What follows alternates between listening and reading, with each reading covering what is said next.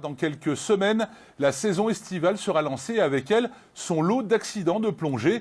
Pour prévenir les accidents de décompression, une société toulonnaise, Azote System, a inventé un capteur qui permet d'obtenir une analyse personnalisée.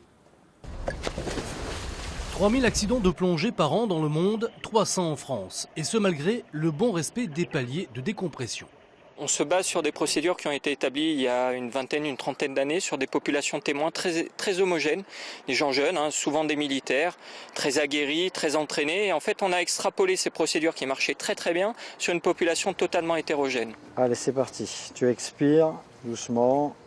Parce que deux plongeurs ne sont pas forcément égaux, il existe désormais ce capteur créé par une société varoise. Avec ça, je mesure le taux de bulles résiduelles que le plongeur a encore dans l'organisme. Testé depuis un mois dans ce club de plongée, il mesure aussi via une application d'autres constantes propres aux pratiquants. On peut donner au plongeur directement des informations qu'il va recevoir lui-même, qui vont lui dire si ce qu'il a réalisé était cohérent ou si c'est à lui de peut-être lever un peu le pied. Notre technologie a été développée pour permettre au plongeur d'objectiver et de mesurer quelle est la qualité de sa procédure de plongée. Et en fonction de la qualité de sa procédure de plongée, il va pouvoir éventuellement se faire préconiser des recommandations pour faire évoluer sa pratique.